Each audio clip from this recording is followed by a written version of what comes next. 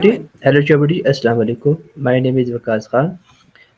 Today I am here to talk with you about the topic of my discuss how to identify and avoid toxic positivity. Positivity. Walaikum assalam. That's a great topic. Toxic positivity is definitely something worth exploring. Let me know if you need any specific points or questions to help guide the discussion. What does toxic positivity mean to you? To me, toxic positivity is when there's an excessive focus on only positive emotions and a denial or suppression of any negative feelings. It can make people feel like they can't express their genuine struggles or which can actually be harmful in the long run. Okay.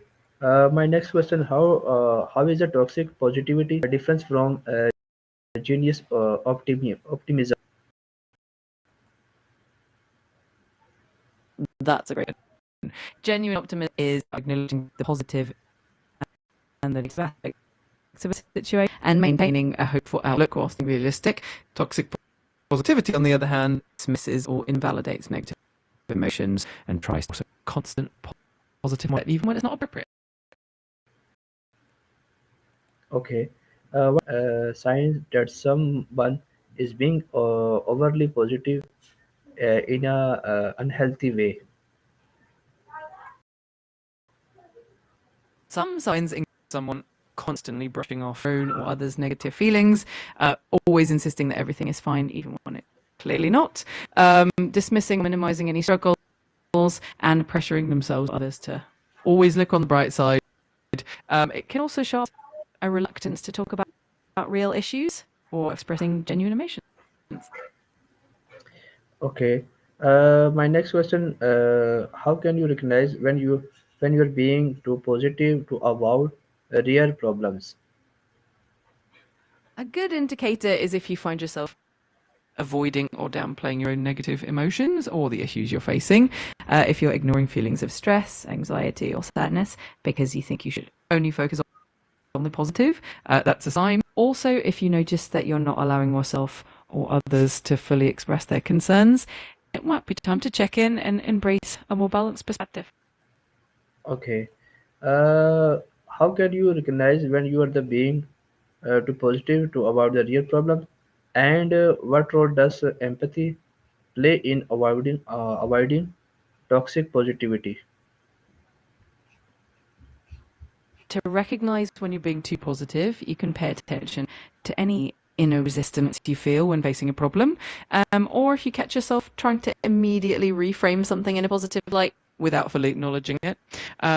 Empathy plays a huge role because it allows you to truly understand and validate others' emotions.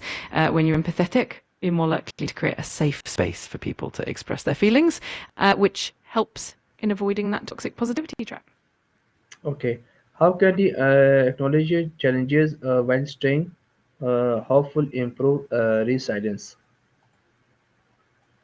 Acknowledging challenges is definitely a big step in building resilience. When you allow yourself to honestly face and accept difficulties, you give yourself to problem solve and grow from them. This process helps you develop a stronger sense of self-efficacy and confidence. It helps you build a more balanced perspective so you can see setbacks as opportunities to learn and adapt, which is at the heart of resilience. Okay. How do you teach children or peers to express negative emotionally healthy? Teaching children or peers to express negative emotions in a healthy way involves creating a safe and non-judgmental environment where they feel heard and understood, and to name their feelings and reassure them that it's okay to feel upset or angry, modeling healthy emotional expression yourself, using age-appropriate language, and teaching them coping strategies like deep breathing or journaling can also be really helpful. Okay. My next question: how can you confront toxic positivity in a kind and constructive way? A kind and constructive way to confront toxic positivity is to approach it with empathy and curiosity. You can gently acknowledge the person's good intentions and express how you feel in a non-confrontational way. For example, you might say something like, I appreciate your positivity, but I also need to share how I'm feeling right now. This way you foster open dialogue and encourage a more balanced and supportive atmosphere. Okay. Um, how can you difference between encouragement and invalidations? Encouragement is all about acknowledging feelings and then offering positive support and motivation. It validates their experience and them feel understood and capable. Invalidation, on the other hand, is or downplays their feelings, making them misunderstood or that their emotions are valid. So the key difference is that encouragement always respects and validates the person's experience, while invalidation tends to minimize or ignore it. Okay. Uh, what is the impact to toxic positivity and relationships? Toxic positivity actually contribute to feel isolation and loneliness because people might feel that they can't be honest about their struggles. It can also lead to increased stress and anxiety because it get bottled up. On the flip side, embracing emotions helps build emotional resilience, and it fosters a sense of connection and trust.